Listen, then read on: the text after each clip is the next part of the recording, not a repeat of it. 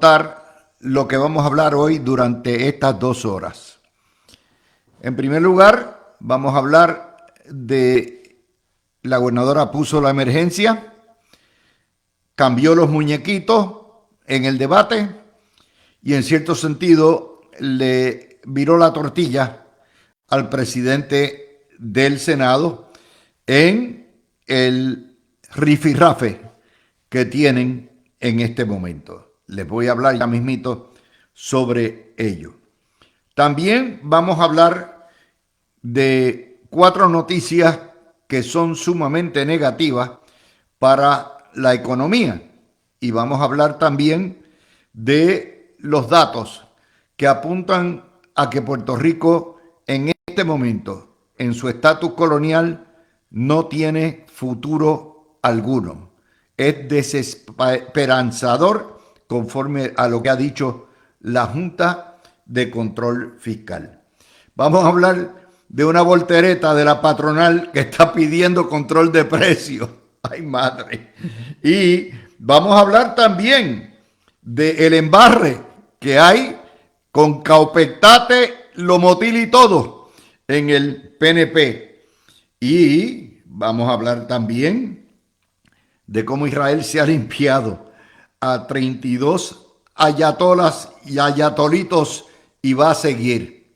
Y también vamos a discutir otras noticias que tenemos para ustedes, incluyendo el abandono de los viejos, la determinación de la jueza Swain y todo eso, y lo que ha pasado en Venezuela. Este es el radiodiario de todo Puerto Rico a las 5 de la tarde. Hoy tenemos por lo menos 17 temas que tocar. Este es el tipo de programa que usted no lo puede soltar porque se va a perder lo que es. Nosotros prácticamente leemos el periódico que nosotros mismos hacemos o que han aportado otros para ustedes. Así que empiecen por ahí y vamos a comenzar con una noticia lamentable. Puerto Rico sufrió su primera baja en la guerra contra los ayatolas. Resulta que la capitana Aliana, creo que se llama Ariana Sabino, que originalmente se había puesto su dirección en el estado de Washington, es puertorriqueña. Esta era la capitana del avión tanquero, del jet tanquero, un KC-135, que tuvo el accidente cuando estaba precisamente nutriendo, dándole el biberón de lo que es jet fuel a uno de los cazas y que se estrelló en Irak esta semana. Así que nuestro más sentido pésame.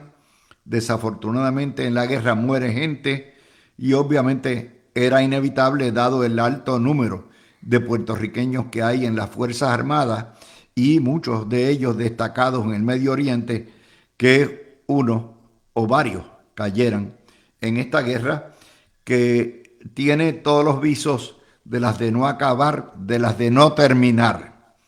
Vamos a, después de dar ese pésame a la familia y honrar la memoria de la capitana Sabino, vamos a hablar de dónde está Puerto Rico en este momento. Hoy tengo nuestro panel de Gregorio, Mario y Miguel.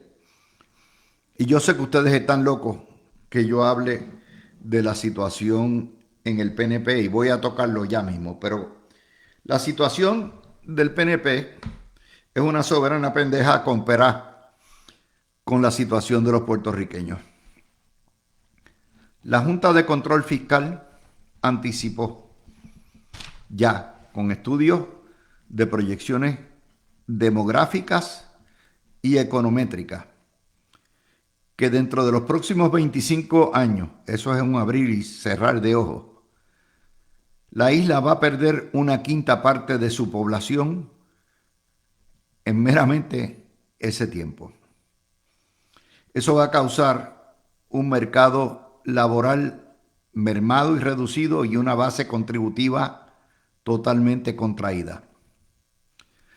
Estamos proyectados, si las cosas no empeoran, a perder en términos de población 600,000 residentes y a tener una población entre 2.5 y 2.6 millones en el año 2025. Es lo que se llama la bomba despoblacional. Y la tragedia es que aquí todo el mundo se quiere ir, nadie quiere parir y son pocos los que quieren vivir en la patria. De hecho, hay 6 millones viviendo en los estados y las previsiones son que en ese periodo de 25 años haya 7 millones allá y 2.5 millones acá. ¿Qué están buscando? Mejores empleos, salarios que no sean nominales, más servicios, una mejor calidad de vida, vivienda asequible, mejor educación, mejores servicios de salud, seguridad, paz y tranquilidad. Pero la nota, o sea, la previsión que tenemos es peor. Para el año 2025, el 52 al 53% de los pobladores de este archipiélago serán mayores de 60 años, es decir, gente en la edad dorada a punto de retirarse o ya retirado. Eso es, pero terrible, no porque sea malo envejecer, sino porque eso quita el pool laboral. Quiere decir que mientras los políticos juegan a Juan Pedro Gratitud, el país va colapsando, implotando al punto de desaparecer demográficamente. Esta noticia hay que analizarla junto con las otras noticias que hemos venido analizando todo el tiempo aquí, de que los jóvenes no quieren parir, los jóvenes se quieren ir. Una más que nos dio la AARP hace unas semanas, que los viejos también se quieren largar, los que están en la edad media se quieren largar, y el último que se vaya, que apague la luz o que Luma la apague. Esa es la situación. La segunda noticia que está relacionada con esa es la portada del vocero. Resaltan el abandono de adultos mayores en los residenciales. Y la ABP, que ha tenido que hacer una inspección de más de 35,000 unidades, 36,000 unidades, en los 328 residenciales públicos que hay en Puerto Rico, ha descubierto, está enormemente sorprendida por la cantidad de viejos que viven en apartamentos de los residenciales en condiciones deplorables, abandonados, sin tener a nadie que los cuide, nadie que se ocupe de ellos. Y aunque la ABP hace lo que puede y el Departamento de la Familia, lo cierto es que tenemos una generación que dejó el pellejo en esta colonia, que ha sido abandonada por las nuevas generaciones. A mí no me lo tienen que decir, porque yo llevé por muchos años, cuando practicaba la abogacía, muchos casos precisamente de desahucio y de contratos en residenciales. Y le puedo decir que con estos ojitos, hace 20, 25 años, a mí me brotaban las lágrimas de ver las condiciones. El viejito no pagaba, no podía pagar 6, 8 dólares y sencillamente se acumulaba la deuda con los intereses y los recargos, y cuando los referían y uno iba a tocar la puerta, la comida acumulada, la basura tirada, en cuyo caso no procede ningún desahucio. Lo que procede es llamar al departamento de la familia y tratar de contactar a los familiares como cuestión humanitaria. Si eso era hace 25 años así, imagínense cómo será ahora. Un país que no respeta a sus viejos, que los abandona, no tiene futuro. Esas dos noticias, hoy todo el mundo se fue, cogió la juyilanga con el lío del PNP. Pero son las noticias que nos dan la bofetada todos los días de que Puerto Rico necesita urgentemente una revolución de valores, de estructura y de todo lo que pueda aparecer. Y ahí entramos en el lío del PNP. Las noticias cambian. La gobernadora hoy vio lo que había, metió la emergencia, sabe que todas estas peleas son suicidas y metió una tregua, autodeclaró una tregua con Tomás Rivera Schatz, y a la misma vez que hacía eso, le negaba las planillas de Tony Sagardía, que es un issue colateral a todo esto, pero que cambia el tablero de juego y el foco de atención. Esa tregua en los ataques que están pidiendo a gritos todo el liderato del PNP, que sabe que se van por el inodoro todos en esto, y el haber cambiado el eje de la controversia, le da en este momento un servicio de ventaja. ¿Por qué? Mire, todo esto empezó con el asunto del caso Ciari, que tiene trasuntos, aunque no sea así, pero trasuntos de corrupción, de favoritismo y de protección y de todo eso. Y el presidente del Senado, ejerciendo sus funciones de fiscalización, y el Senado ordenan y citan a Domenech, que también tiene el tufo de corrupción porque es un cabildero, está ahí, es hermético y empieza todo. En ese contexto, si usted mira las redes sociales, el presidente del Senado tenía no solamente el apoyo de su Senado, sino también el apoyo de la vasta mayoría de los PNP y de los estadistas que entienden que eso es parte del problema que hay que atender. No es solamente el desgobierno y que había que interpelar. Pero en el proceso, y todos los que han escuchado este programa saben, cuando Tony Sagardía hace unos comentarios que no le gustan, ordena la guerra de las planillas. Ordena no solamente que le entreguen la factura como contratista, a lo cual tiene derecho el Senado, sino también aspectos de sus planillas de ingreso.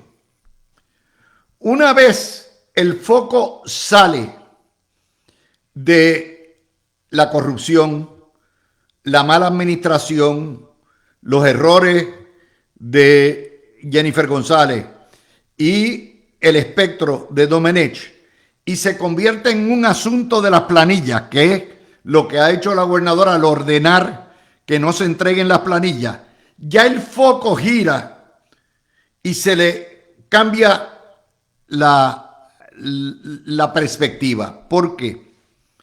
No es lo mismo interpelar a Domenech, que es un funcionario público, que interpelar o buscar o investigar, por las razones que sean, a Tony Sagardía, que no es funcionario público sino contratista, que eso abre una caja de Pandora horrible y un precedente horrible, que donde las planillas se convierten en un objeto de persecución. Aparte de que Tony Sagardía, para bien o para mal, es un tipo afable, simpático, accesible, que todos los medios lo respetan y que se ha ganado la confianza o la simpatía de los que lo escuchan completo. Cuando se vira la tortilla de esa manera y la gobernadora dice, yo no voy a entrar en dimes y diretes, yo voy a seguir trabajando, le vira la tortilla. Ya no se trata de buscar la corrupción ni buscar a Domenech, sino que se trata de un juego de planilla de un contratista. Y al hacer eso, choca contra varios principios, varias cosas que van en el ADN de los estadistas. Primero, las planillas la ha utilizado el Partido Popular toda la vida para perseguir primero independentistas y después estadistas. De manera que usted le dice a un PNP, a un estadista, que le van a tocar las planillas por lo que sea, brinca, es antipático. Suena a persecución, aunque no lo sea, porque el Senado tiene derecho a pedir las planillas sujeto a unos datos específicos que ha puesto el Tribunal Supremo, que son otros. Y lo otro, usted dice, pero ¿qué tiene que ver la gimnasia con la magnesia? ¿Qué tiene que ver el caso Ciari o tiene que ver esto con lo otro? Y entonces ahí es donde la gobernadora le hace el turn around. De manera que eso es lo que tenemos en este momento. Hay que ver cuál es la reacción del presidente del Senado, que tiene excelente juego de pie, porque el presidente del Senado tiene que entender que la gente quiere que fiscalice a la gobernadora, que fiscalice a Domenech, pero que no se vaya por los altares. Una cosa es el altar mayor y otro los colaterales. Son dos cosas distintas. Habrá que ver cómo responde. Y si esto se convierte en el asunto, se transforma del asunto Ciari Domenech al asunto Tony Zagaldía y las planillas de Tony Zagaldía, que no es funcionario público, que no gobierna, son dos cosas distintas. Ok. Vamos ahora a donde lo que yo puse hoy en X, porque lo quiero compartir.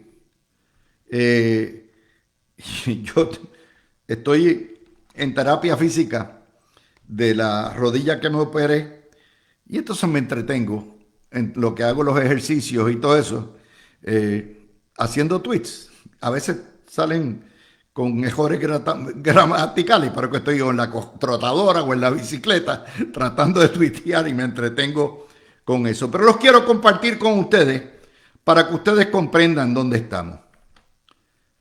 El desgaste del PNP es solo el síntoma de cómo el tratar de administrar la ingobernable colonia y cómo te corrompe y te come tu alma.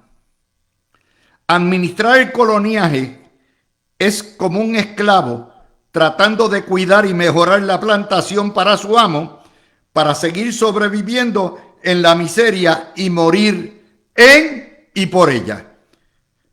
La guerra de los egos no es más que la fiebre del alma peleándose por los huesos de la plantación. Los problemas mortales del PNP no son por pugnas de liderato que han existido toda la vida. Desde que yo me conozco, en el PNP toda la vida ha habido chisme. Y de hecho antes, en el Partido Republicano. Digo, el PNP pasa por una crisis estructural, por una crisis ideológica, por una crisis de relevo generacional y por una crisis de mentalidad anacrónica populista, la ausencia de agallas y de voluntad para desmantelar el régimen económico colonial y avanzar la estadidad, el repudio maguista de republicanos contra demócratas, el continuismo y el conformismo, el culto a los personalismos, la mentalidad colonialista que ha impregnado el PNP y las continuas justificaciones para una administración inepta que sabe que no da para más.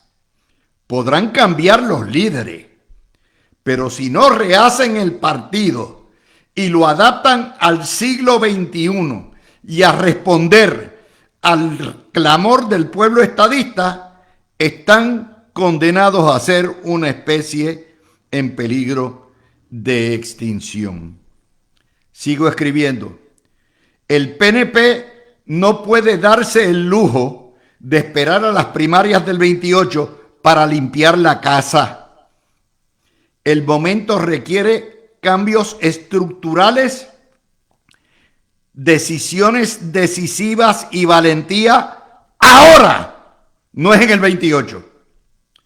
Sin una repulsa institucional a los estilos de gobernanza prevalecientes y sin proyectos constructivos para desmantelar todo el régimen colonial, el PNP no demostrará acto de contrición alguno ni voluntad alguna de cambiar.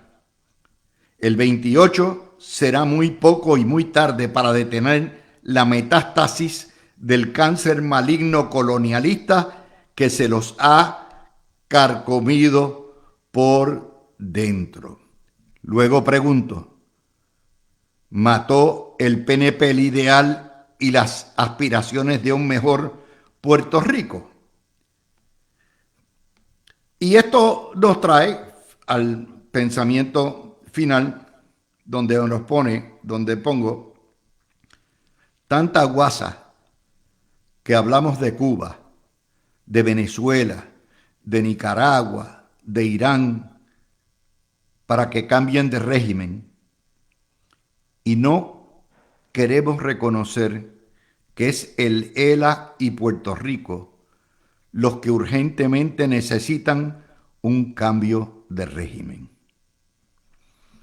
Les digo esto porque a mí me parece más que claro,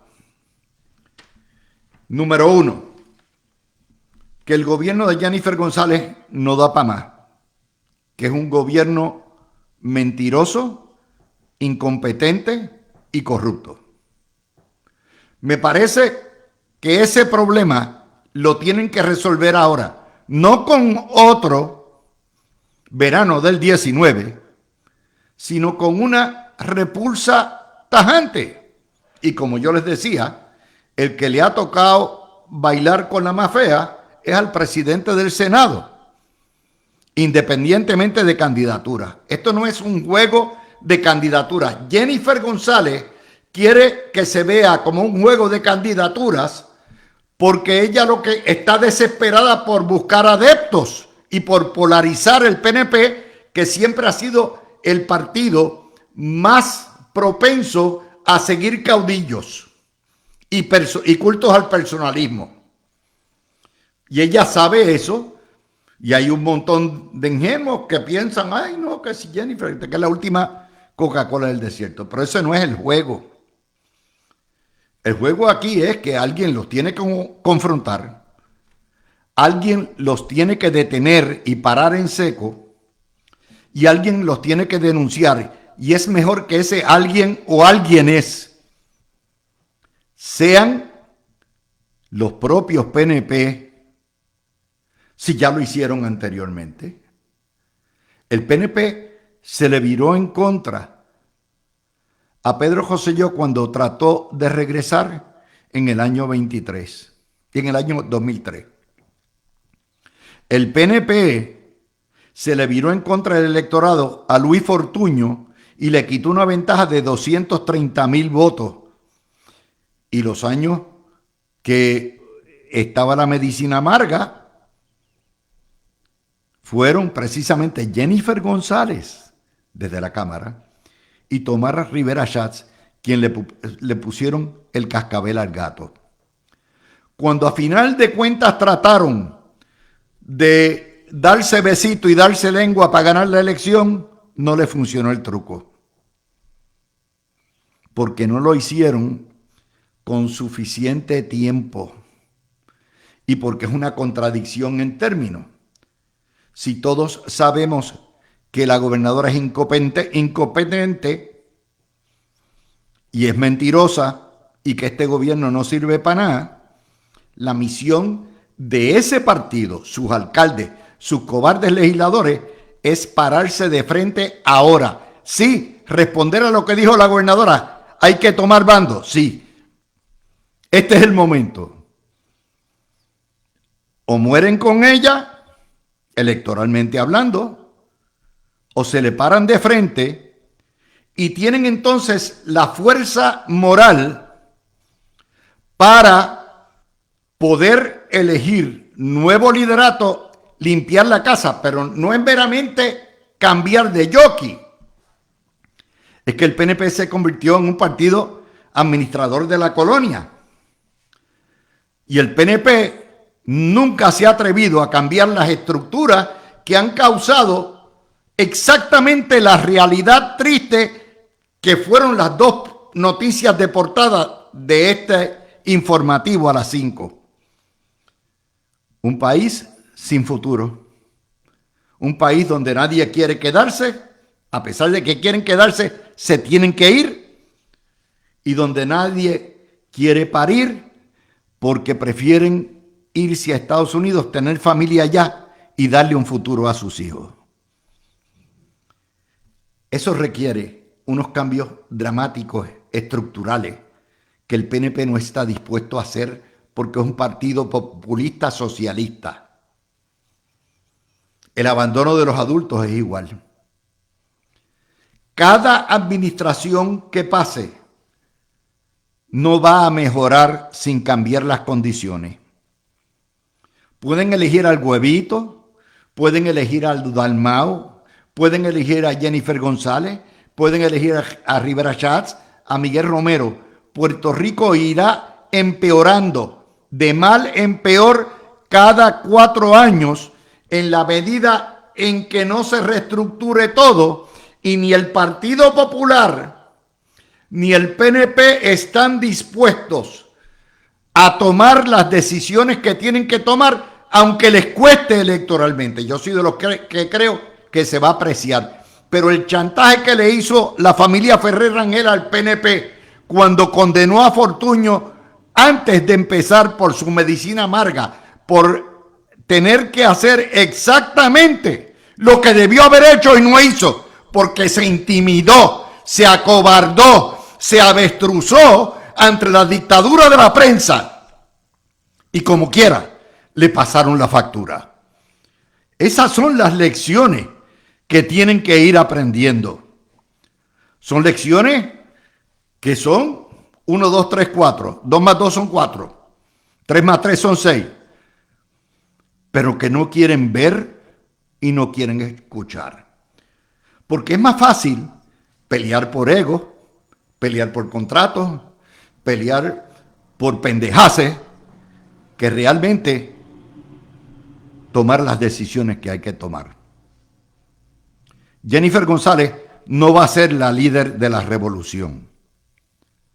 Si el PNP quiere ganar, tiene que hacer una revolución. Mis previsiones son que me sorprendería enormemente que lo haga. Con eso cierro este pequeño cursillo de noticias y vengo con más noticias con mi panel. A más noticias y vamos a entrar en el campo económico. Número 1, hoy la guerra contra los ayatolás metió el barril de petróleo de Trent, que es la marca, es el estándar, en casi $109 y sigue subiendo. La gasolina esta mañana, antes de subir, estaba en 97 a 98 centavos la regular, el litro. Se supone que va a subir a más de $1. De hecho, las previsiones de los gasolineros que pudiera llegar a $2 el litro. De manera que si a usted le costaba 40 pesos llenar la 4x4, de aquí si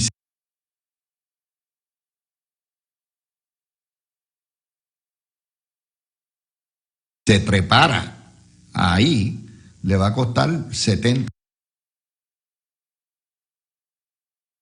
pesos. Imagínese 2 veces en semana lo que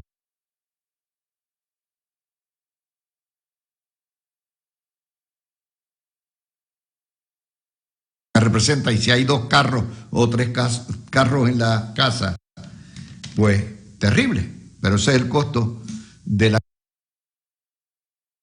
guerra y el costo de haber cerrado el estrecho de Hormuz. La segunda noticia que tenemos, que tampoco es buena, la jueza Swain validó el cobro de las pensiones Viagra a través de la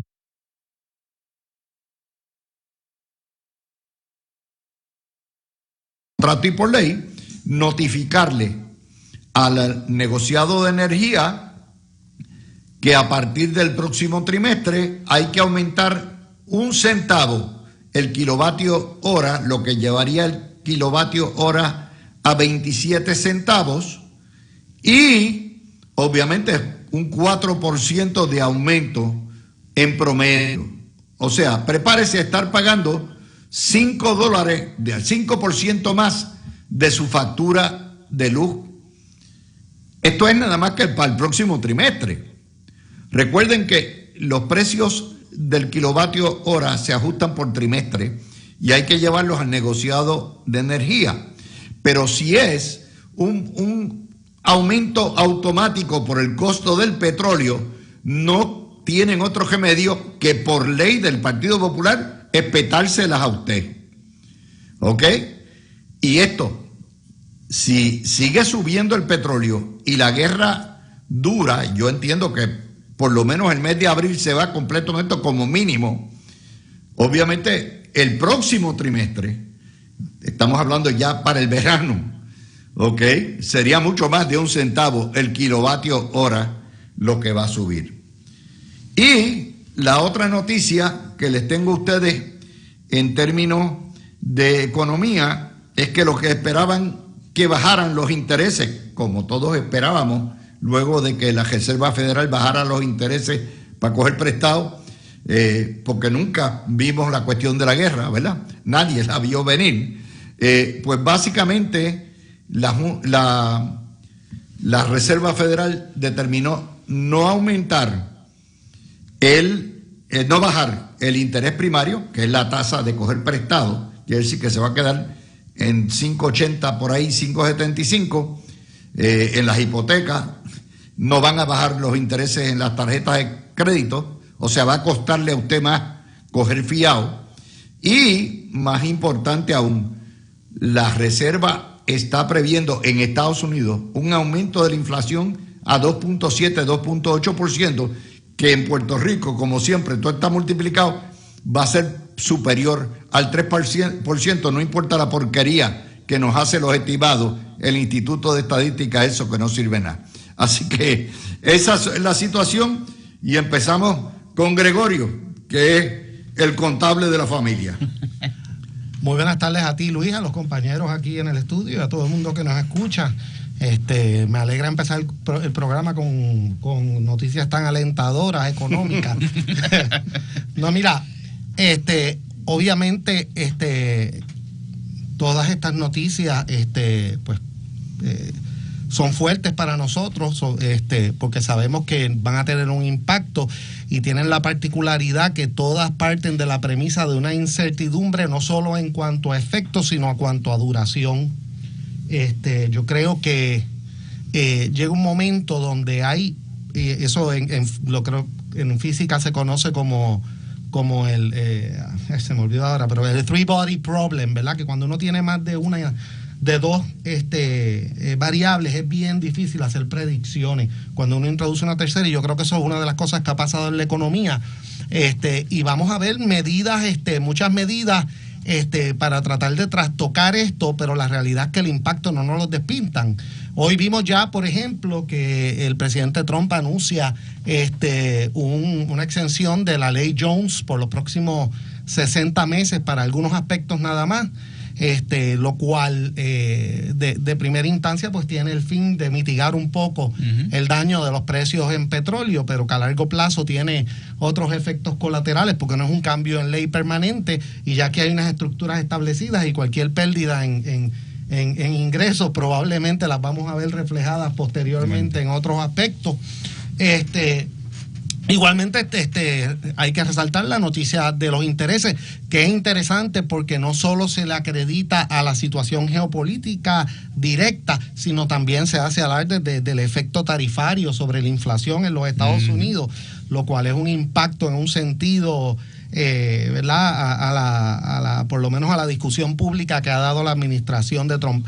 Así que estamos en un problema a nivel nacional, en una situación realmente difícil, y en Puerto Rico siempre se ha dicho que cuando a nivel nacional de un catarro aquí da una pulmonía, pues eso en esta época es mucho peor por la crisis demográfica que Mario, tú ya bien reseñaste. Este deterioro rápido de la economía lo que va a hacer es que va a agravar las previsiones de la Junta, que anticipa que Puerto Rico va a perder una quinta parte de su población en un plazo de 25 años.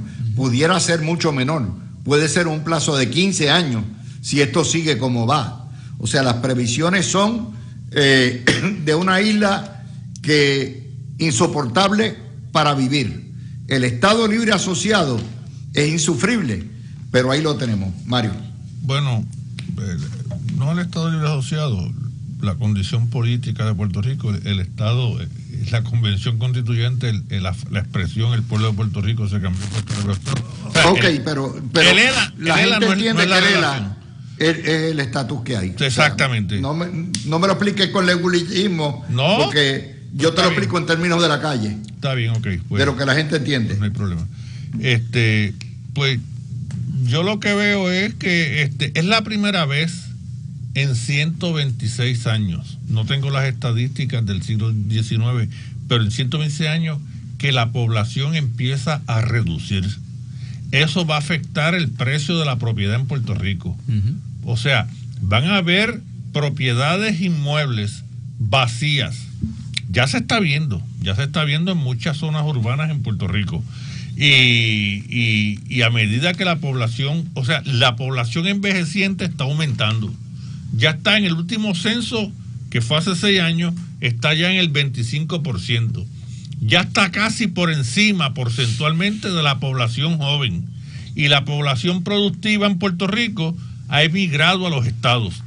De hecho, Luis, en Puerto Rico se han cerrado varios hospitales, han cerrado sus salas de parto, porque ya casi no hay partos en Puerto Rico, porque ¿sabes?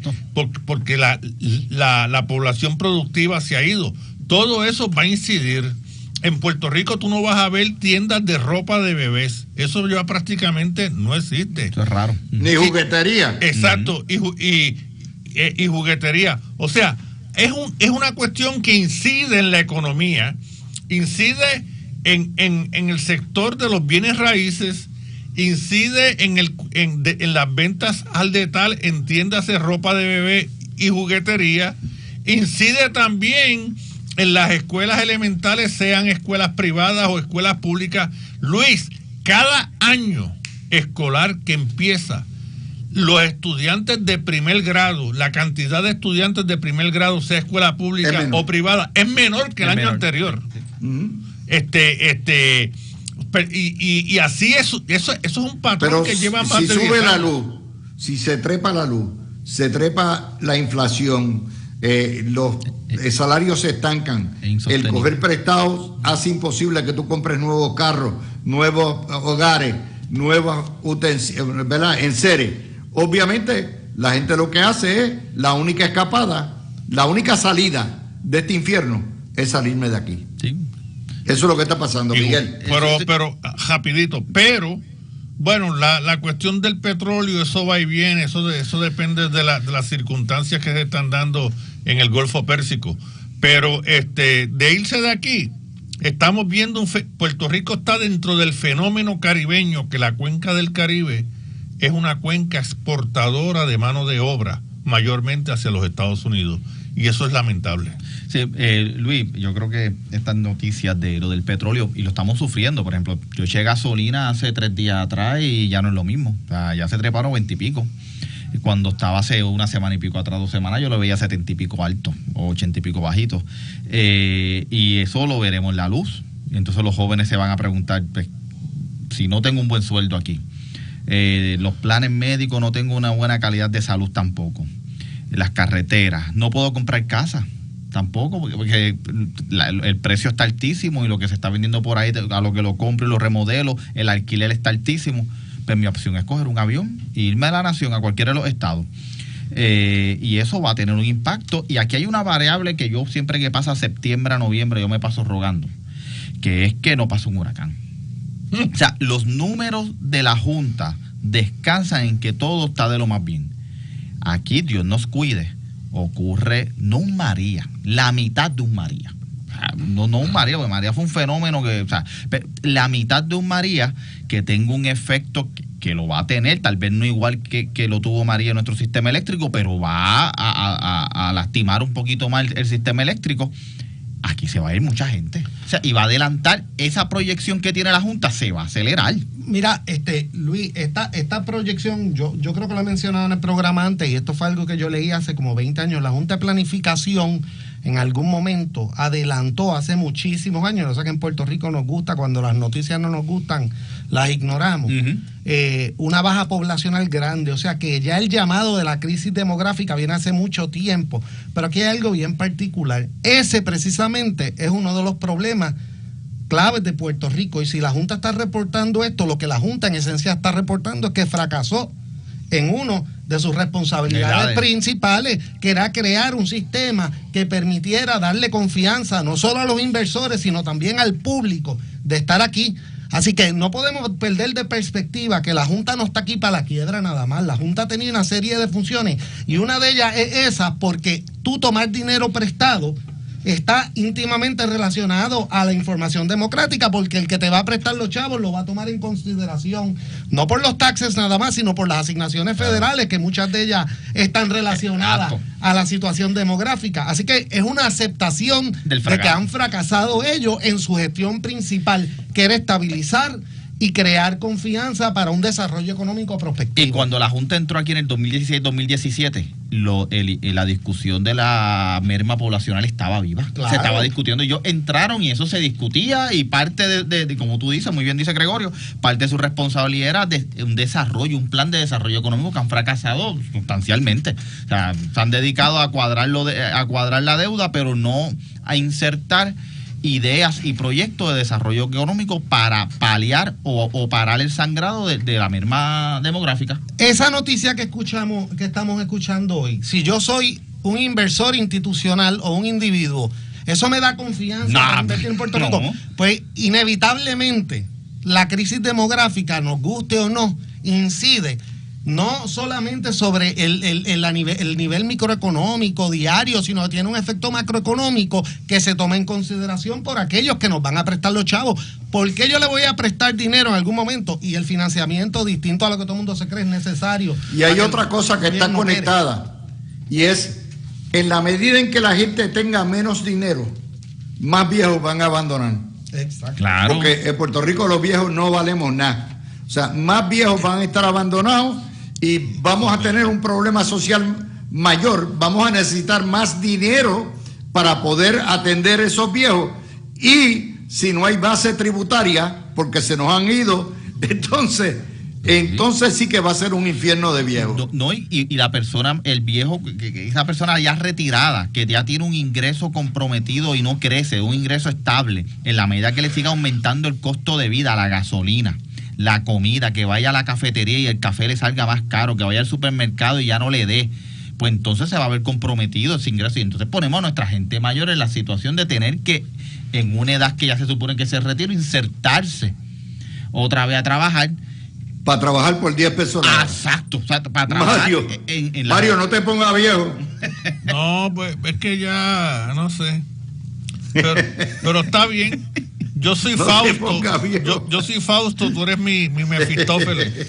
No, papá, yo te digo A los 74 y trabajando. Sí. Pero esa es la parte, Luis, y perdonando aquí interrumpir a Mario, que quería hablar sobre su tema y su situación personal de edad. Pero esa es la paradoja que la gente de verdad que más se está afectando por esto, no es la gente joven, porque la gente joven a la larga tiene otro tipo de recursos. Lamentablemente son precisamente la gente que va a predominar aquí, que es la gente de mayor edad. Porque aquí, ¿cuáles son los servicios básicos de una persona mayor de edad? Vivienda, carísimo. La luz, carísima. El agua, no hay servicios médicos. O sea, la realidad es que el sitio que está peor preparado para darle servicio a ellos es el que verdaderamente son los que van a quedarse de verdad, los que están en peor situación ante esta crisis. Así que... Bueno, voy a hacer la pausa y cuando venga el tema que ustedes están locos por tocar. Luis, haz la pausa, guerra en el PNP. Haz la pausa luego, hazla después de las 7. Vamos a regresar, vamos para la pausa. Como parió la mula, acaba de salir una noticia. Si ustedes creen que el precio del combustible está alto o el precio del gas está alto, Irán acaba de explotar una de las gasificadoras más grandes del mundo en los países árabes. De manera que, mi gente, eso quiere decir que aunque el 40% del gas que recibe el mundo viene del Golfo Pérsico, si se va a eso y nosotros recibimos el gas de Estados Unidos, o creo que es de Estados Unidos, y usted dice, esto no me va a tocar, sí lo va a tocar. Porque en la medida en que se crea baja la oferta y la demanda aumenta, el precio del gas en todo el mundo se trepa. Y como nosotros nos estamos moviendo del petróleo al gas, ahora el gas también. Europa se va a quedar sin gas, probablemente en algún momento, y el Oriente. Doblemente. Pero ahora la gente va a pagar más por el gas. Y eso quiere decir que todavía prepárense más para su bolsillo. Así que ya estamos. Bueno, vamos a plantearles el tema y ustedes allá se intercambian sin turno. Jennifer González leyó lo que había, vio los riesgos de la guerra termonuclear y metió la emergencia. Y dijo, yo no voy a seguir en este dime y direte, yo voy a seguir gobernando a todo lo que da. A la misma vez, hace un cambio direccional. Y es que ordena al secretario de Justicia a no entregar las planillas y los documentos de planilla del abogado Tony Zagardía, que es el segundo pedido grande que hace Tomás Rivera Schatz. Claro. El Senado, la legislatura tiene derecho a pedir planillas, pero tiene que ser bajo unas condiciones estrictas que ha determinado el Tribunal Supremo y los propios reglamentos. Pero eso obliga a ir a corte por esto, porque no los van a entregar.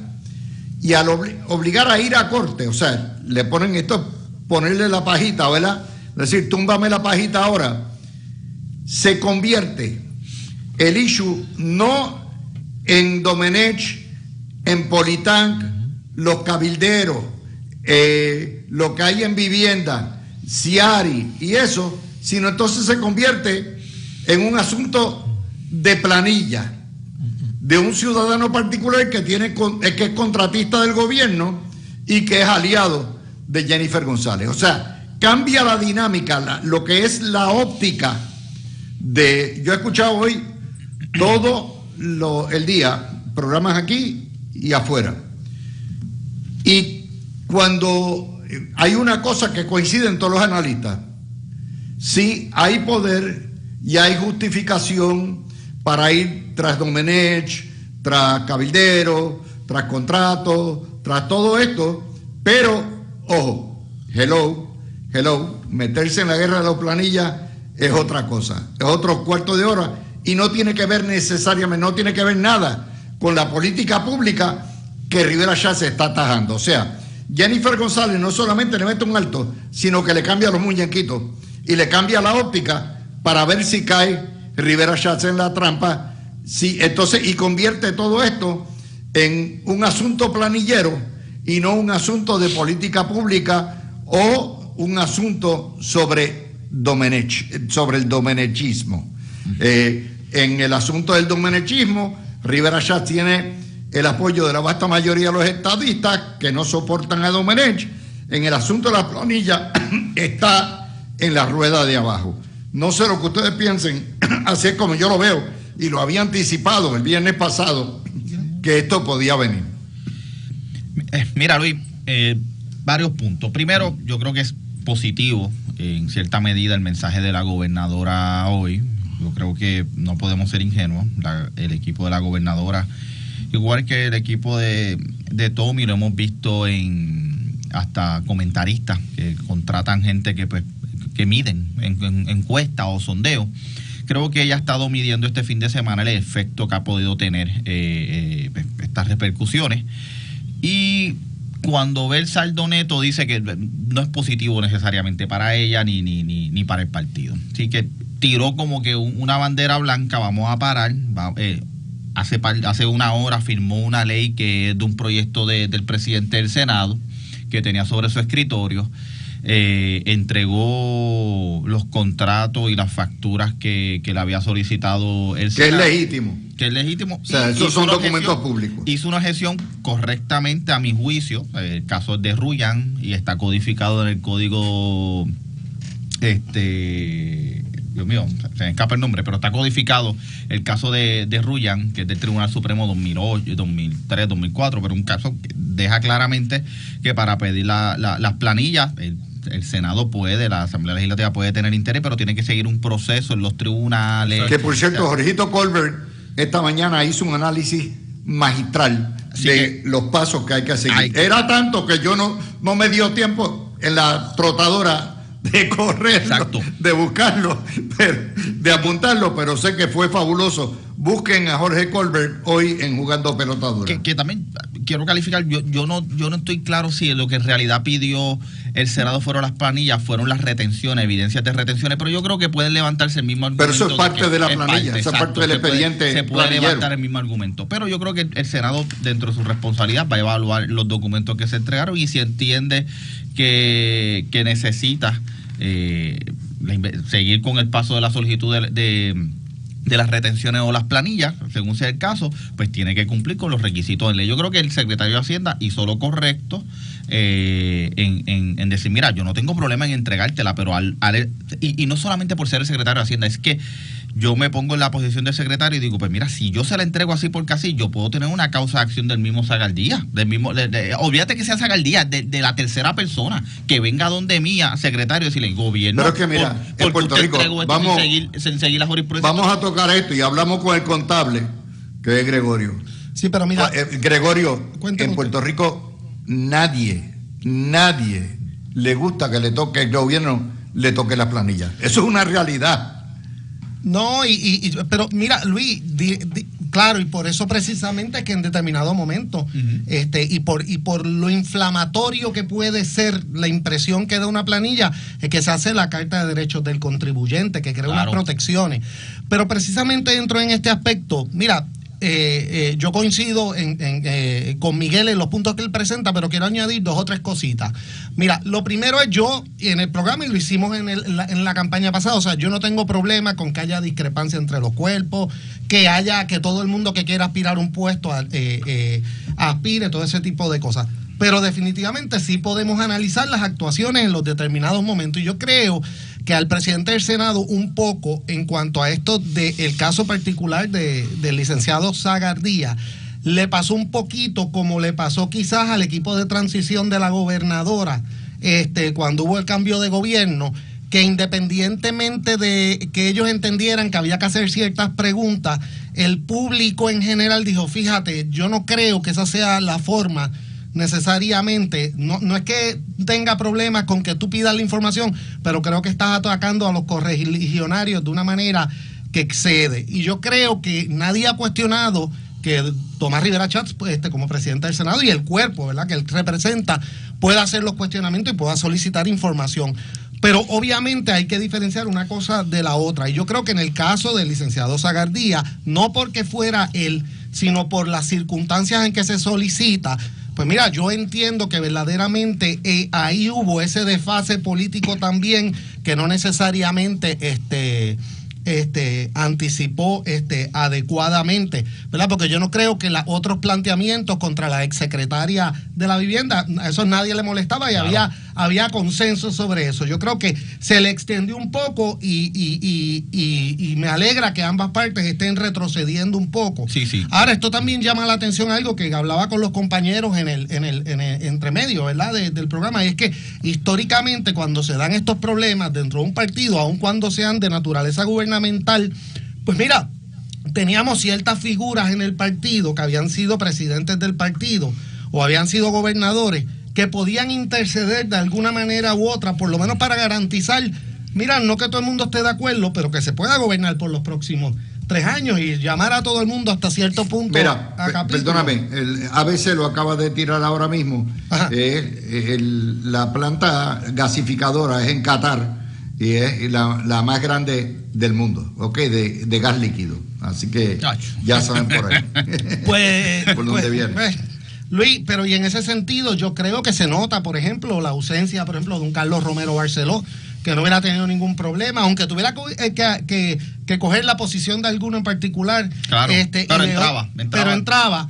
Y eso demuestra también la situación del Partido Nuevo Progresista, obviamente, en esos términos. Pero definitivamente, o sea, yo no tengo problemas, todo el mundo que quiera aspirar, aspire, los cuerpos que hagan sus funciones. Ahora, quedan 3 años, y en 3 años hay que gobernar, y yo por lo menos creo que es positivo, no porque estén de acuerdo en un chichichijá, ni porque se abracen, ni nada, pero yo creo que es positivo para el pueblo de Puerto Rico. Claro. No volver al cuatrenio aquel del gobierno dividido, donde se pasaron un montón de aberraciones gubernamentales, y por lo menos tener un gobierno funcional, aun cuando hayan diferencias en las cuales yo no tengo problema. Mario, la estrategia de la gobernadora es bloquearle el paso hacia Domenech, hacia el problema Ciari y la cuestión de los centros y todo lo que hay, y le hace un desvío y obliga, por lo menos no lo obliga, lo reta a que convierta esto en un asunto planillero de un contratista del gobierno.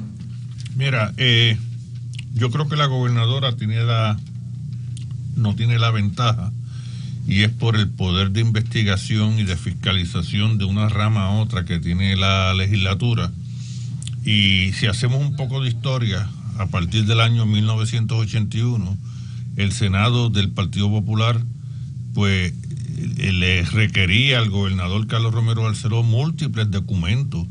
Él pues hacía su estrategia de negárselo, buscaba subterfugio.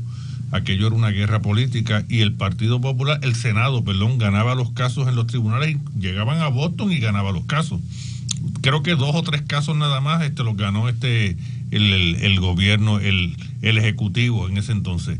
Y los tribunales en esta situación, en esta cuestión de requerir documentos, los tribunales han sido bien diferentes con el poder legislativo. Y yo creo que en ese sentido el Senado tiene las de ganar. Ahorita Miguel habló del caso de Rullán. Sí, fue en el 2002, 2003, porque el presidente del Senado era Fajal Zamora. Y sí, se le pueden requerir. Ok, tú tienes un derecho de intimidad con la cuestión de las planillas, pero no un derecho absoluto, también un interés apremiante que puede demostrar el Senado. Y yo creo que el decir que no le va a entregar tal cosa, lo que está haciendo es calentando el issue. Para mí le beneficia al presidente del Senado, y yo creo que fue un error de Tony Zagardía contestarle a Tomás Rivera Chatz, porque lo que hizo fue que revolcó un avispero. Yo no sé si fue motu propio de Tony, una persona que yo respeto y admiro mucho, o si fue que se lo pidieron, pero independientemente de eso, revolcó el avispero. Yo no creo que en esta pelea de Domenech, que está en el medio, independientemente si las planillas van a aparecer. Olvídate que van a aparecer, porque Tomás Rivera Chatz no se va a quedar al lado. Y él va a tener que ir a testificar o a hacer comparecencia responder a la interpelación y hacer el acto de presencia el martes que viene. Y quién espérate, ¿quién? Domenech. O sea, que tú crees que Domenech va el martes. Bueno, si no va, lo que está haciendo es que el Ichu cobre más vida y va a seguir vivo por más tiempo. Claro. Tú sabes, y entonces Tomás Rivera Chat, lo que pasa, Luis, es que con la cuestión de Tony Zagardía, en Puerto Rico, la palabra contrato a nivel de gobierno es una palabra que le cae mal a la gente. Y entonces, pues ¿qué sucede? Yo creo que fue un error de Tony salir así, y ahí Tomás Rivera Chat es un hombre extremadamente astuto, es más astuto que Jennifer. Jennifer es un animal política, pero Tomás Rivera Chat es otro animal político. Para mí, Tomás Rivera Chat tiene las de ganar políticamente en este asunto. Mira, Luis, yo creo que las señales que estamos viendo, por lo menos hoy, y recalco lo que empecé, son unas señales de parte de la gobernadora, y fue directamente de parte de la gobernadora, de mira, vamos a bajarle, ya nos dijimos lo que nos íbamos a decir, pero uno con el olfato que uno puede tener, uno sabe que esto no es casualidad. Se está midiendo, ella sabe que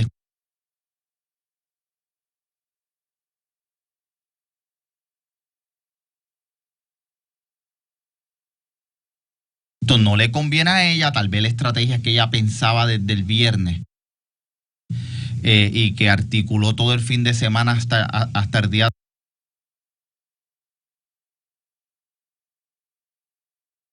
de ayer, iba a tener otros resultados, y está viendo que no necesariamente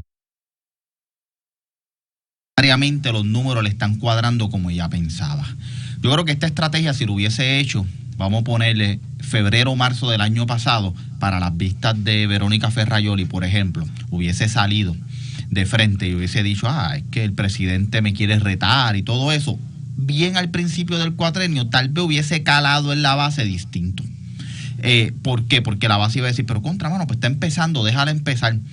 Y tal vez el mensaje de ella, que ella quiere, que pretende llevar, podría calar. Pero es que ya ha pasado 1 año y medio de gobierno, que yo creo que la gente y la base del PNP ha visto el gobierno y pueden estar a favor, ya tienen su criterio ya desarrollado. Y venir ahora, creo que es too little too late, afecta a los dos, pero la gobernadora pensaba que tal vez le iba a dar una ventaja en puntos a ella o bajarle sustancialmente al presidente, y de verdad el olfato me dice que aquí se midió. Ella, déjame recoger. El presidente el lunes le confirmó fiscales y jueces, claro, y siguió trabajando. Y dice, no, mira, yo le voy a confirmar fiscales y jueces los que tengan mérito. Le aprobaron medidas de administración el lunes. En calendario, órdenes de los asuntos para mañana hay medidas de administración. La gobernadora hoy firmó un proyecto de Tomás Rivera Chat. Aquí hay conversaciones. Aquí estamos hablando de 2 líderes que no son 2 nenes que llegaron ayer. Ellos saben que le quedan 3 años, saben que le toca administrar. Aquí lo bueno, yo creo que lo saludable, cuando yo me pongo a verlo, yo digo, en todo este desastre, todo este fin de semana, yo digo, qué bueno le podemos sacar a esto. Yo lo que digo es que ya se dijeron lo que se iban a decir. O sea, es como que yo lo miro de una manera de que, bueno, ya se dijeron lo que se iban a decir, ya todo el mundo estamos claros, pues vamos a trabajar. Y estamos claros, ambos grupos estamos claros, y pues si va a haber una primaria veremos, y si no, pues también, o sea, pero estamos claros. Yo estoy de acuerdo, la única diferencia, o sea, yo creo que la gobernadora fue un poco más sagaz del crédito que quizás se le está dando, porque independientemente si le funciona a largo plazo o no, la realidad es que por 1 año y medio, independientemente de su ejecutoria, ella era la que estaba recibiendo la crítica todo el tiempo, y por primera vez dijo, oye, como un acto de preservación, yo tengo también, si me están definiendo a mí, yo tengo que definir al presidente del Senado, claro, lo cual para mí los afecta a los dos a largo plazo. Pero yo creo que el gran problema que está teniendo, que tuvo el Senado, fue que no ha tenido quizás en otras críticas que ha hecho anteriormente, es que pasar del asunto de la secretaria y de Domenech a un issue que verdaderamente es colateral por unas expresiones públicas del licenciado Zagardía, crea un problema, porque independientemente que sea antipático para mucha gente, también crea un chilling effect interno, porque todos allí, todos, mayoría y minoría, tienen contratistas. Entonces, ¿cuál es el problema? Que vamos a abrir la puerta para que después de tú, por un comentario público, pedir unas planillas, tú vas a venir, ¿verdad? Asumiendo que es eso, porque yo no he visto la base completa de la premisa. Pero tú me vas a decir entonces con qué cara tú le vas a decir, por ejemplo, si en el futuro hay el presidente del Senado del Partido Popular que no cite y le pida las facturas de cuánta cosa hay a todos los asesores de un gobernador PNP. Ese es el precedente. El precedente es ese. De hecho, esto aplica a todos los contratistas, no importa el partido. Y aquí los 3 partidos tienen contratistas en sus nóminas. El Partido Popular particularmente en los municipios y en la administración de tribunales, y obviamente el PNP entre la legislatura y las agencias. Ese no es el problema.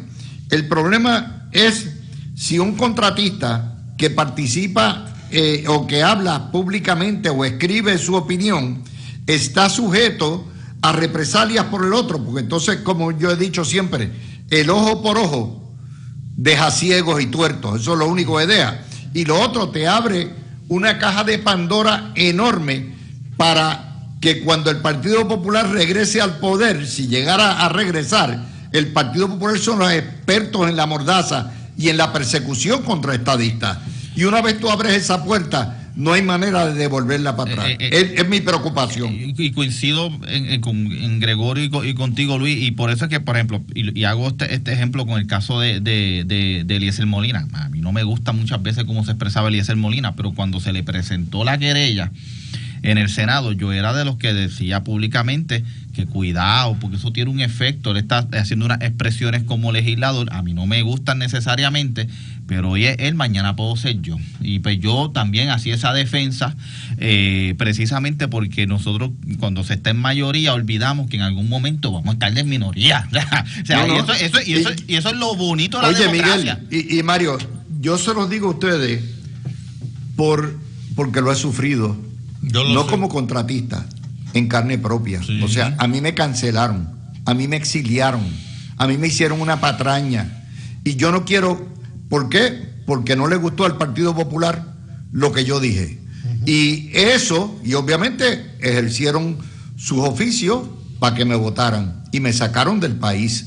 Por esa razón es que yo, este tipo de represalia o de acción contra alguien que se exprese por algo que no le guste, yo como cuestión ya que lo llevo en los genes, porque lo he sufrido en carne propia, la cancelación no. Oye, en la guerra, en el amor, todo es permitido. Pero hay ciertas cosas que hay que tener cuidado porque te pueden rebotar, particularmente para una minoría como son los PNP, porque sigue siendo una minoría que ha sido históricamente perseguida en Puerto Rico, no solamente en el gobierno, cuando no han tenido el poder, sino en la propia empresa privada. Busquen en la empresa privada cuántos estadistas hay en posiciones ejecutivas, o busquen cuántos estadistas hay en los medios de comunicación y van a ver que son 0 prácticamente. Por lo tanto, hay que tener un poco más de balance en este tipo de cosas. Aparte de que yo no quiero que se desvíe la atención del problema del desgobierno, del problema de los cabilderos, del problema del domenechismo, del problema de los encubrimientos. Ese es el problema mayor que tienen ante sí en este diferendo. Y en eso el presidente del Senado tiene toda la razón en fiscalizar. Y en eso va dirigido a la comisión total, por lo menos la solicitud de la comisión total por escrito va dirigido directamente a atender esos puntos. Por eso yo hago la diferencia, por eso digo que es de las veces que yo entiendo, ¿verdad? Respetuosamente, que cometió un error en su estrategia por irse por algo colateral. Mira, te voy a traer otro issue que a veces uno ni piensa. Por ejemplo, yo necesito contratar un investigador especial en el Departamento de Justicia para investigar algo serio que está pasando. Y la Cámara quiere saber de qué, por dónde va, con quién se ha reunido y todo. Pues mira, hay 2 opciones para ese contratista. O las fracturas son ambiguas a propósito, lo cual le crea un problema, o le estás abriendo la puerta a la oposición que a priori venga a través socolor de una investigación te coja y te desvirtúe todo lo que está haciendo la rama ejecutiva. Y Luis, en eso tú tienes razón, a veces no lo vemos. Todas estas cosas, cada vez que nosotros abrimos una puerta de estas, termina explotándonos en la cara a nosotros, porque entonces imagínate, un nuevo Blue Ribbon no tendría ningún tipo de limitación prospectivamente, pidiéndole... Déjame traer algo también, y esto Luis, déjame es bueno. Sí, espérate, antes de que vaya. Okay. El gobierno anuncia una prórroga en pagos de agua y contribuciones para empleados federales afectados, particularmente los de TSA. Yo le voy a hacer un pedido a Aerostar y al gobierno y a Puertos, ¿ok? Y es un pedido muy particular. En los aeropuertos en Estados Unidos se ha creado una campaña por los gobiernos de las ciudades, de los condados y los gobiernos estatales, de que la gente cuando vaya a viajar traiga y deposite en una urna especial tarjetas de regalo, ya sea certificado de regalo, ya sea en Amazon o en un supermercado, para que se reparta a los buenos empleados de TSA. Esos empleados de TSA, que son los que velan por nuestra seguridad, están sin cobrar. Y la única manera, oye, una propina de 10 pesos, de 15 pesos en una tarjetita, pero hay que viabilizarlo. Así que Aerostar, escuchen bien, el jefe de los puertos, los de turismo que tanto se ufanan por eso, y el DMO, empiecen una campaña para que el pueblo pueda ayudar a nuestros compañeros de TSA que necesitan ayuda, y que yo sé que muchos de ellos oyen este programa, ya sea en sus casas o en el carro cuando van. Por favor, Aerostar, por favor, turismo, por favor, DMO, hagan eso. Una tarjetita de contribución, de certificado, para que puedan comprar sus alimentos para sus niños, para que puedan comprar sus medicinas, para ayudarlos en lo que pasa esta tormenta. Mario, dime. Mira, vuelvo y repito, lo que jalonó esta controversia, porque ya la controversia estaba, lo que jalonó esto fue la intervención después de Tomás Rivera Chat de Tony Zagardía. Y eso jalonó. Entonces, pero ¿cómo lo vas a jalonar? No hay libertad de expresión. Pero espérate, Luis. Luis, a ti se te olvidó que la tercera ley Newton dice que toda acción tiene una igual o opuesta reacción, y yo puedo ejercer mi derecho de expresión. Por ejemplo, yo vengo y digo algo sobre Miguel o sobre Gregorio. Mario, si tú dices algo que no le gusta a alguien y te botan del trabajo, ¿tú crees que eso es justificado? Está bien. Bueno, si me botan del trabajo... O te abren una investigación de Hacienda. Espérate. Si me botan del trabajo por yo ejercer mi derecho de expresión en la calle, sí. Pero si lo hago dentro de la oficina, no. Pero lo que sí es que quiero decir, Luis, es que aquí hay unos elementos de causa y efecto. Yo no estoy diciendo... No, yo lo entiendo. Pero, claro, pero espérate. Hay causa y efecto, claro sí, que sí lo hay. Yo no, o sea, Tony Zagardía tiene el perfecto derecho reconocido por dos constituciones, la de Puerto Rico y la de Estados Unidos, de ejercer su derecho de expresión. Pero ¿qué sucede? Eso tuvo un efecto de la reacción de Tomás Rivera Chat. Tomás Rivera Chat sabe que en Puerto Rico la expresión, la frase o la palabra contrato tiene unos efectos que la gente no lo ve bien. Entonces él habló la carta de Tomás Rivera Chat, dígame cuánto tiene en contrato. ¿Y qué sucede? Él se aprovechó de eso. Ha venido, fíjate la secuencia que ha venido desde ese momento, que hoy la gobernadora envía un comunicado de que no va a hablar más sobre el asunto, porque en este periodo de tiempo la gobernadora salió maltrecha.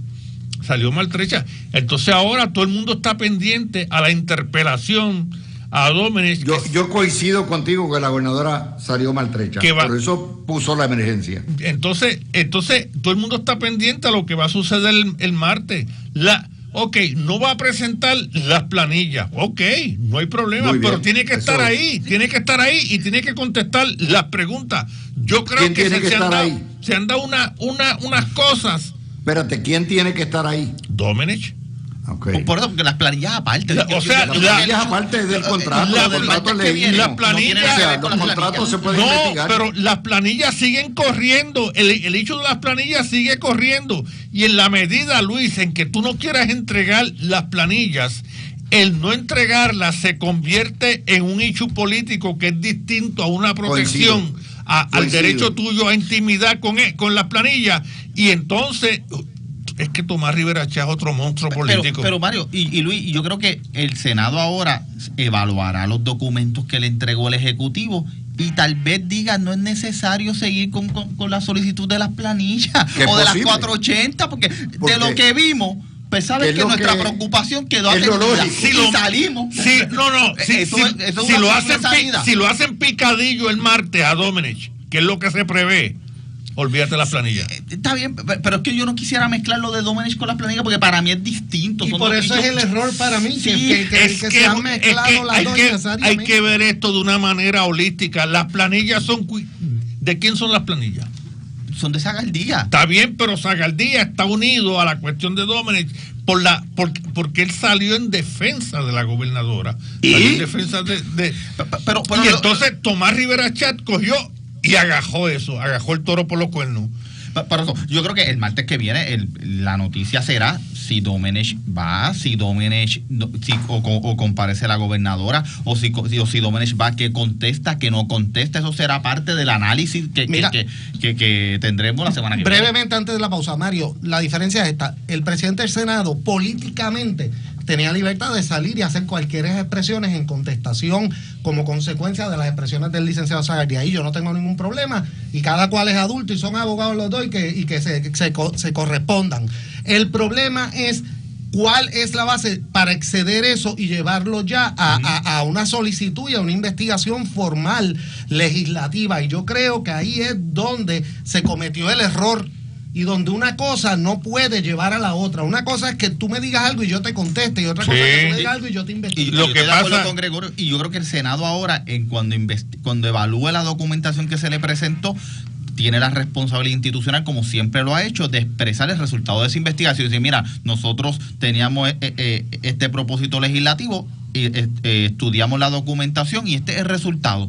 Puede ser que el resultado sea, ¿sabes qué? Ya no es necesario proseguir con la solicitud o puede ser que, ¿sabes qué? Encontramos esto, nos preocupa esto, vamos a proseguir conforme a derecho. Lo que pasa lo que pasa, Luis, me tengo que ir. Pues esto ya, es como un pues cuando boxeador que lo meten en un clinche. El secreto está ahora cómo salir del clinche para seguir dando burronazos. Eso es lo Así interesante que de esto. Vamos a la pausa. Otro tema. Esto yo por poco me caigo de fondillo cuando lo leí. Es de Metro. La patronal, a través de uno de sus miembros, el Centro Unido de Detallistas, ha pedido suspender la crudita. Muy bien. Eso hay que ir a la Junta de Control Fiscal porque es una fuente de ingresos. Y fijar precios de combustible. Advierten sobre el impacto inflacionario y le pide al gobierno que le determine a los gasolineros cuánto cobran. O sea, regresar a lo que era.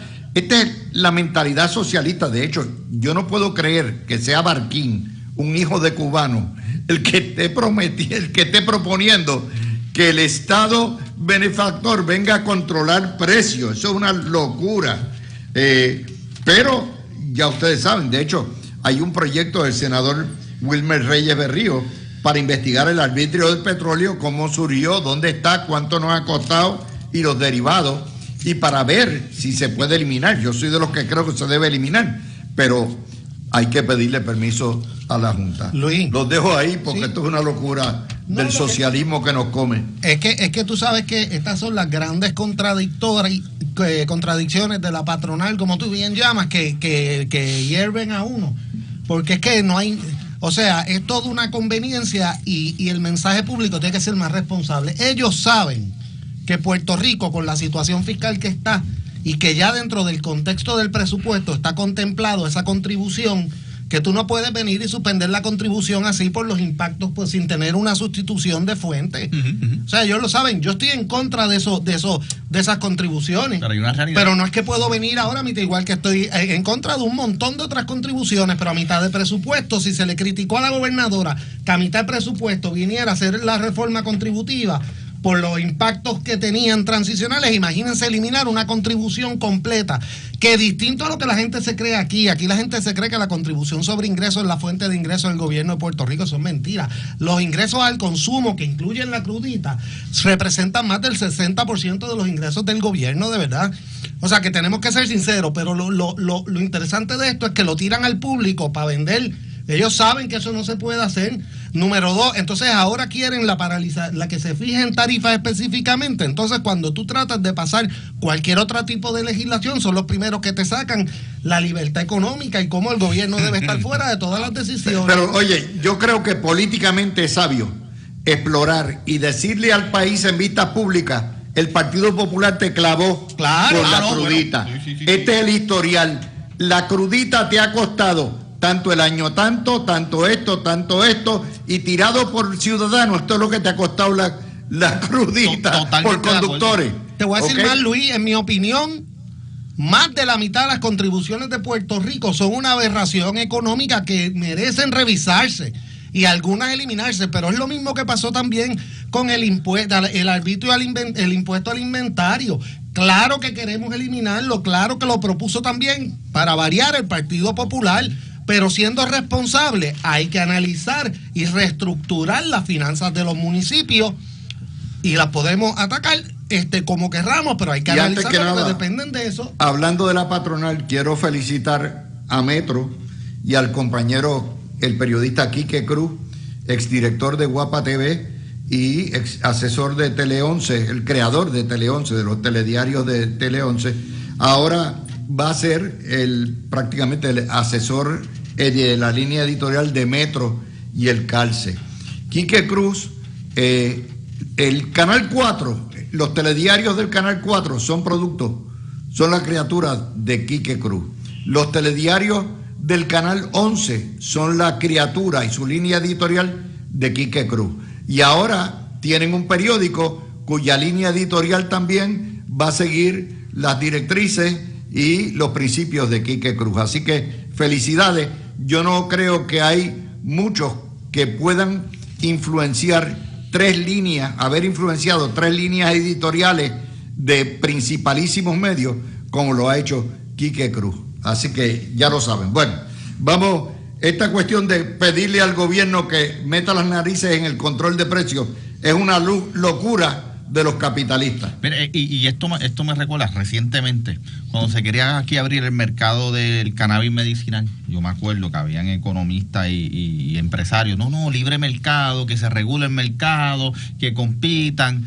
Y pues, no, el problema, el gobierno reguló y se abrió, y todo el mundo montaba un dispensario en cada esquina. Cuando de momento el mercado se fue saturando, eran los mismos que después dijeron: no, gobierno, para, no des más licencia, que esto está muy lleno. Y te hacían un estudio económico, y dice: pero si estos no eran los mismos que querían la competencia. Y esa es la hipocresía del capital de aquí, por eso nosotros seguiremos siendo pobres. El capital de aquí, uno visita República Dominicana y hay gente rica de verdad. O sea, porque el capitalista de allá no tiene las cosas que aquí todos queremos vivir del gobierno, tenemos ley 75 proteccionista, o sea, todo queremos la chupeta del gobierno, y nadie quiere arriesgar de verdad, y después están socolor de libre mercado y no le gusta el libre mercado nada. Sin entrar en las leyes de incentivo, que ninguna es de libre mercado, nada. Todas por el contrario son un beneficio regulado y otorgado por el gobierno selectivamente, y a quien más afecta usualmente es precisamente el capital local. Claro. Yo lo que creo es que el capital es el mismo donde quiera, porque donde quiera tiene el mismo oxígeno, y yo creo que ese desarrollo que se da en grandes capitalistas en la República Dominicana es porque no hay las trabas legales que hay en Puerto Rico. Aquí hay demasiadas prohibiciones, demasiada legislación. Yo creo que hay que flexibilizar más para la inversión que se haga, y no se ha hecho. Muchas de esas cosas se presentan, los partidos la presentan en sus programas de gobierno de una manera genuina, de una manera de buena fe, todos los partidos, Popular, PNP, el PIB, pero sin embargo en el caso del Partido Popular y el PNP, cuando llegan al poder, como que pegan freno, porque no sé por qué, pero el sector privado, el sector capitalista, está de acuerdo en que haya una flexibilidad, porque eso ayudaría a la inversión de distintas maneras. Pero esa flexibilidad, lamentablemente, en el gobierno no se está dando, no sé por qué. Los últimos gobernadores del PNP, Luis Fortuño, además desde Pedro Rosselló para acá, Pedro Rosselló, Luis Fortuño, Ricardo Rosselló, Pedro Pierluisi, porque Wanda Vázquez fue como una continuación de la gobernación de Ricardo Rosselló, porque ella vino a sustituirlo como gobernador. Pedro Pierluisi y ahora Jennifer González, sus programas de gobierno han sido eso, para flexibilizar, pero ha habido algo en el camino como que ha retrasado esa intención de ejercer la cuestión programática de flexibilizar. Pues muchas veces es precisamente esas mismas empresas privadas que mientras públicamente dicen eso, luego van a cabildear otros programas que son totalmente contrarios. Yo creo en la libertad. Ahora, no creo en la libertad selectiva, que cuando yo quiero beneficiarme, regúlalo todo, y cuando no. Yo no creo en darle incentivo a 10 personas nada más que vayan luego a oponerse que tengamos todos nuestros derechos y que se vayan a oponer ante cualquier medida que se vaya a presentar que sea en favor de nosotros, para que luego después quieren ellos tener beneficio y que nos afectemos nosotros. ¿Por qué no cógete la ley de incentivos industriales con la que yo he trabajado? Dile, toda esta misma gente son la gente que nos han querido, que se opusieron a que nos integremos al sistema contributivo de los Estados Unidos, que pretenden que haya un sistema para las corporaciones foráneas que es distinta al esquema que tiene que tener el mismo puertorriqueño que quiera hacer el mismo negocio. O sea, no es igual, y que ellos lo que es la locura es que los capitalistas estén pidiéndole al gobierno que controle precios. Es una locura. Una locura. Por eso es que digo, es que esa ambigüedad, Luis, está, porque cuando tú entras en todas estas leyes, el discurso que hay afuera, y yo no digo de todo el mundo, y yo si me preguntan a mí, Gregorio García, yo creo en desregular un montón de cosas y creo en quitar un montón de contribuciones. O sea, que es que no tengo un problema filosófico. Lo que tengo el problema es con un discurso que es acomodaticio, que es: no te metas en lo que no te importa, gobierno, y déjanos regularnos, y cuando el mercado a ti no te gusta el resultado, entonces interviene y cuádrame. Y el riesgo tiene que ser parte de los negocios. Claro. Es lo mismo que pasó con las quiebras y eso. O sea, hay veces, hay negocios que tienen que quebrar, ¿verdad? Porque no pueden competir. Y lamentablemente ese es el proceso, y así es que ocupa la economía. Yo quiero que sean mínimos los precios de la gasolina. Yo estoy en contra de que siendo la gasolina un elemento tan fundamental y teniendo un impacto en tantas áreas de la economía, que esa contribución exista. Si me lo dice y que encontramos cómo hacer una reducción en gasto y eso, el 1 de julio la quitamos. Pero venir a decir aquí, porque hubo una guerra, que estamos en medio de una guerra, quítamelas todas de momento, paralízalo y paraliza el precio, y que los dueños de gasolineras se chaven ellos, pero nosotros no. No. Bueno, las locuras que se ven aquí. Ok, Israel se ha limpiado al ministro de inteligencia de Irán, al jefe de la guardia, los que son los que matan en la calle a nombre de los ayatollahs, los basif, al jefe de la seguridad del Estado, y se han limpiado más de 33 ayatollahs y siguen. Como quiera, anuncian que hay un puesto ejecutivo, se lo limpian en 24 horas. Lo van a perseguir hasta en su casa. Así que así está la situación. Estados Unidos hoy bombardeó con bombas penetradoras los arsenales de misiles iraníes en el estrecho de Hormuz, y como les dije, Estados Unidos no va a ser quien garantice el paso por el estrecho, sencillamente va a ablandar las defensas, pero si el resto del mundo no quiere intervenir, pues it's their problem, como dicen. Esta guerra va para largo, mucho más de las 4 semanas que que tenían previsto, pero en algún punto va a morder el bolsillo del consumidor y por ende las urnas de los republicanos. ¿Cuándo? ¿Cómo? Ahorita Mario decía que toma la cuestión de los mercados, suben y bajan. Mario, estaba mirando aquí, nos tomó 5 años bajar la gasolina a 50 y pico, que fue lo más bajo que estuvo. Para que tú entiendas, bajarlo a 50 y pico el litro y ahora ya está cerca de $1, o sea, se ha duplicado.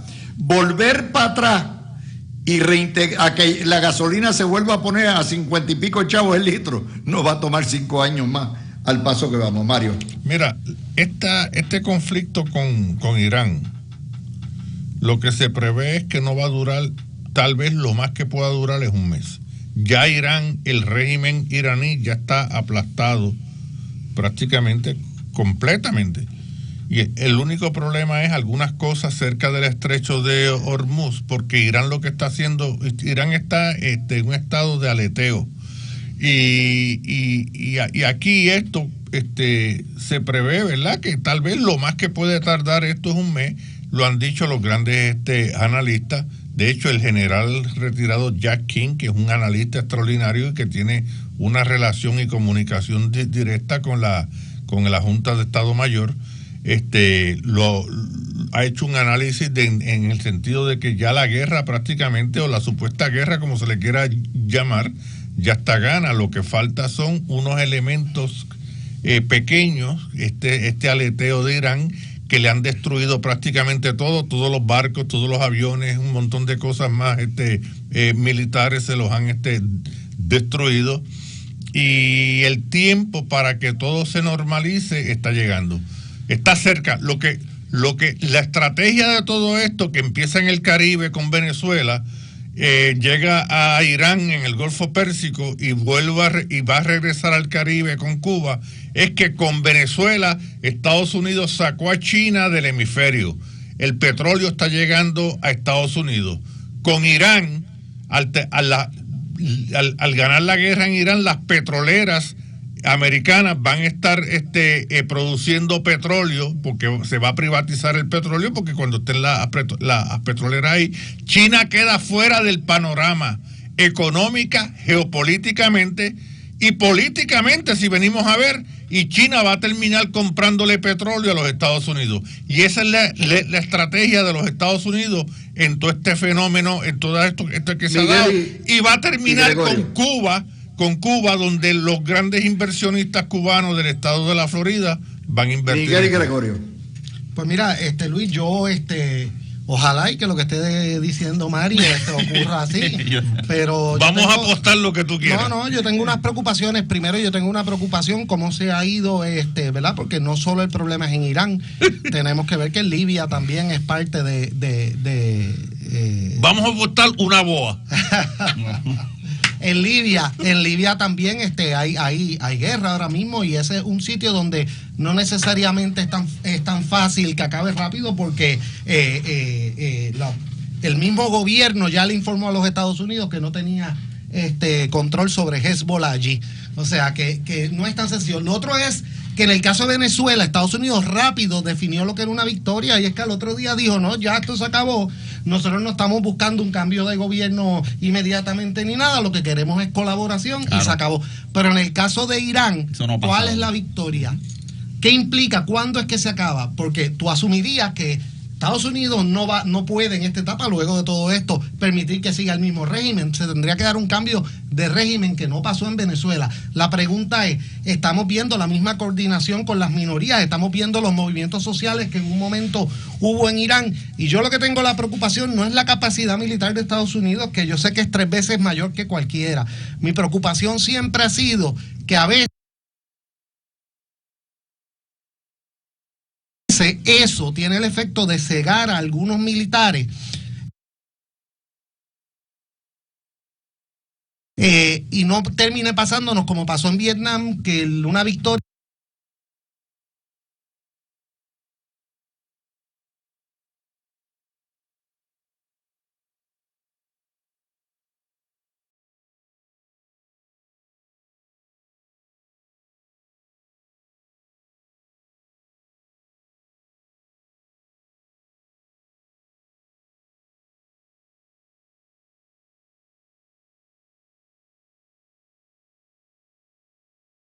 TSA en los aeropuertos, llévele una tarjetita. Si usted va a coger un avión, lleve una tarjetita de $10, $15 de regalo, donde sea. Esa la venden en cualquier farmacia, en cualquier supermercado, y que tengan un sitio donde se puedan poner, cuestión de que todos los empleados de TSA puedan comer y tener sus medicinas en lo que pasa esta locura y esta tormenta de no pagarle. Así que con eso cerramos el programa de hoy.